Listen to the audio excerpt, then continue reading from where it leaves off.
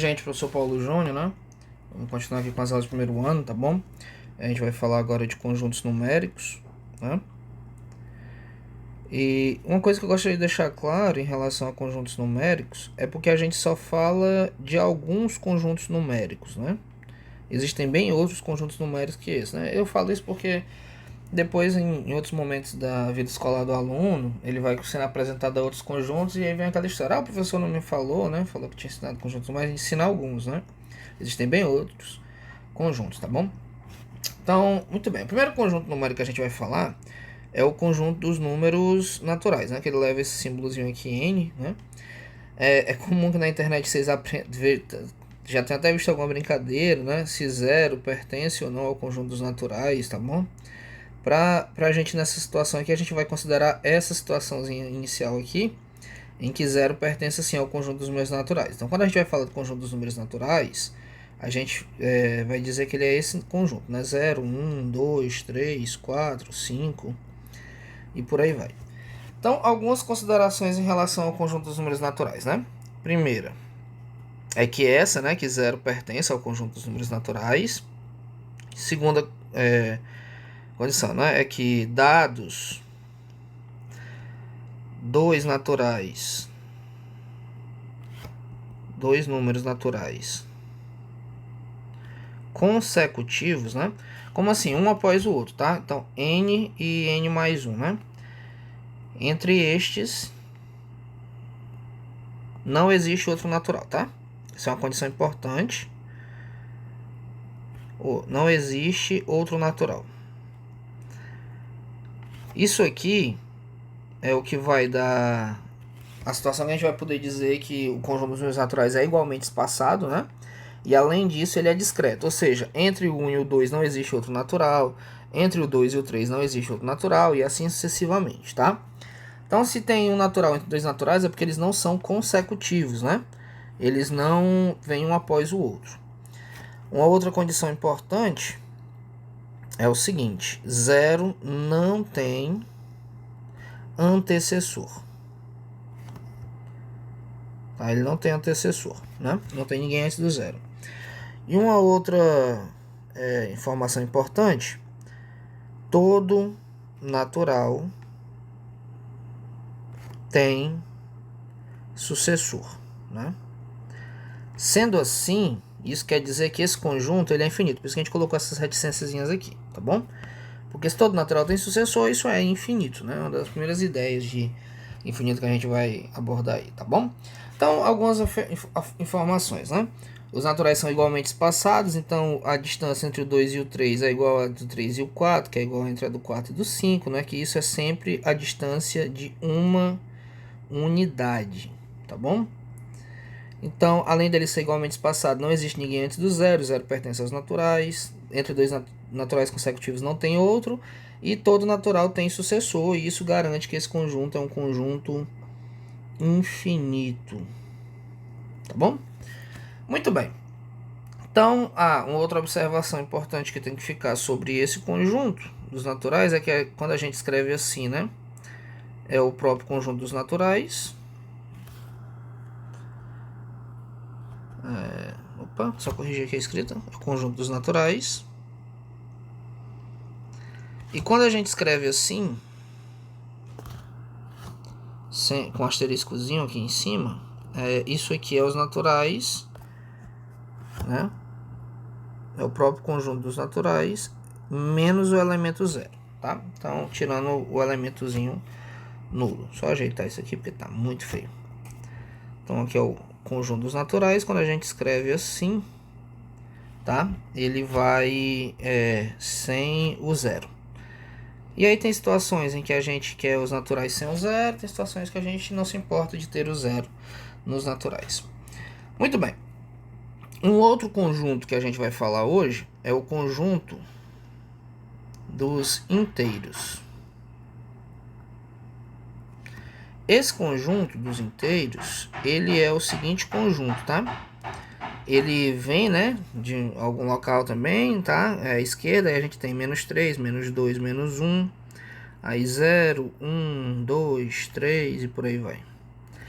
Então, esse conjunto ele tem algumas características dos naturais, Qual, né? Entre dois inteiros não tem inteiro. Entre dois inteiros não existe, né? Entre dois inteiros consecutivos, tá? Entre dois inteiros consecutivos não existe outro inteiro. Quando eu falo inteiro é número, tá? Não vou ficar falando número inteiro. Nesse caso, né? Todo número, que vai mudar um pouquinho, né? Vocês podem ver, todo número tem antecessor e sucessor. Nesse caso, o antecessor ele é n-1 e o sucessor é n mais 1. Né? Quando você quer vir para a esquerda do número, você subtrai uma unidade. Quando você quer ir para a direita do número, você soma uma unidade, tá? Então é assim que a gente vai para o sucessor e para o antecessor. Agora a gente aceita, né, uma ideia de número negativo, tá? Que dentro do conjunto dos números naturais não tinha e agora a gente tem, né? Tá? E aí eu vou dar um exemplozinho que essa situação muda muito, né? Então, se eu tiver a seguinte equação, exemplo aqui. Se eu tiver a equação x menos 3 igual a 2. Então, eu estou procurando um número, né? Que ao subtrair 3, eu encontre 2, tá? Estou procurando isso, né? Muito bem, isso aqui facilmente você consegue imaginar o seguinte, né? Que esse número x, ele é o 5, né? Porque 5 menos 3 vai resultar em 2. Essa solução aqui, ela existe, né? Esse x, ele pertence tanto ao conjunto dos naturais, se eu quisesse, como esse x, ele pertence também ao conjunto dos inteiros, né? Então, isso é uma equação que tem solução em ambos os conjuntos. Conjunto natural dos naturais e conjunto dos inteiros. Agora, se eu quisesse isso, né? X mais 3 igual a 2. Muito bem. Nesse caso aqui, o x, ele é igual a menos 5, tá? Opa, perdão, só um instante, corrigi aqui. Né? Se eu quisesse que esse resultado aqui... Sim, desculpa. Só corrigir aqui, outra equação vai diferente do que eu quero. Então, x menos 3 igual a menos 8, né? Nessa situação, por exemplo, né, eu teria que a minha resposta era x igual a menos 5, tá? Então é o seguinte, se eu tivesse analisando na ótica dos naturais, o que eu ia dizer para essa equação, né? Que não existe solução. Não existe solução. Então não tem resposta para essa equação perante o conjunto dos números naturais. Já em relação ao conjunto dos números inteiros, tem solução, né? Qual que é a solução? É x igual a menos 8, né? Nesse caso, o x pertence sim ao conjunto dos inteiros. Então, note que mudando a perspectiva do conjunto, eu saio de uma resposta, né? Não tem solução neste conjunto para uma resposta. Cuidado, porque quando alguém te disser assim, não tem resposta onde, né? Não tem resposta em tal conjunto. Nesse conjunto de números que eu estou analisando, não tem resposta.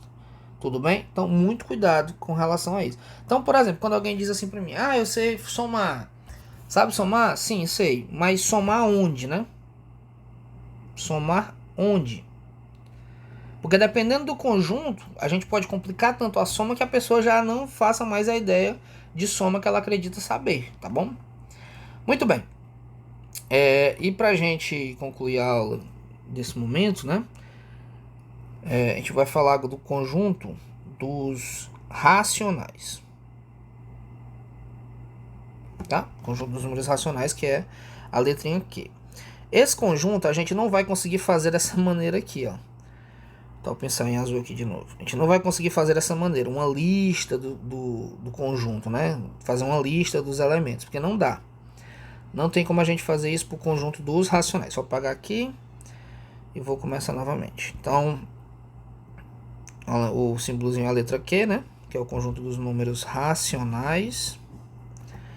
Esse conjunto ele é definido por uma propriedade. A gente diz que são todos os números que são escritos do formato P sobre Q, onde P pertence ao conjunto dos inteiros, Q pertence ao conjunto dos inteiros, com uma observaçãozinha, botando esse asteriscozinho em cima. E vocês devem lembrar o que é esse asteriscozinho em cima, né? Quando eu faço aqui o conjunto Z asterisco, ele é o conjunto dos inteiros menos o elemento zero. É porque como isso aqui está escrito no formato de uma fração, né? E a fração nada mais é do que a divisão do numerador sobre o denominador. Ou seja, quando eu escrevo uma fração, eu estou escrevendo a divisão desse número de cima pelo número de baixo, né? Isso quer dizer o que, né? A gente sabe que em divisão, esse número, esse carinha aqui, ó, que é o que está embaixo da fração, ele não pode ser zero. Então é por isso que o P pode ser qualquer número inteiro. O Q também pode ser qualquer número inteiro, exceto o zero. Então todos os números que puderem ser representados como fração de números inteiros vai estar dentro do conjunto dos números racionais. E aí, o que é que eu vou poder mostrar para vocês, né? Por exemplo, o conjunto dos naturais podem ser escritos assim, né? 0 sobre 1 ainda é 0, 1 sobre 1 ainda é 1, 2 sobre 1 ainda é 2, 3 sobre 1 ainda é 3. Então, todos os elementos dos naturais podem ser escritos como uma fração desse tipo. Então, tranquilo, são números racionais, né? Todos os inteiros, menos 2, menos 1, 0, 1, 2, por aí vai. Eles podem ser escritos assim, né? Menos 2 sobre 1 é menos 2, menos 1 sobre 1 ainda é menos 1, 0 sobre 1 ainda é 0, 1 sobre 1 ainda é 1, 2 sobre 1 ainda é 2. Então, quer dizer que todos eles podem ser escritos como frações. Então, os inteiros também são números racionais. Então, a gente chega na seguinte situaçãozinha aqui, ó. Que o conjunto dos números naturais ele está contido no conjunto dos números inteiros, né? Se você olhar na própria lista dos naturais e na lista dos inteiros, você vai ver que dentro da lista dos inteiros tem uma cópia dos naturais. Vou voltar lá só para a gente ver rapidamente aqui. Né? Se você pegar aqui a lista dos números inteiros, ó, dentro dele tem essa partezinha aqui, que é nada mais nada menos que o próprio conjunto dos números naturais, né? Tá?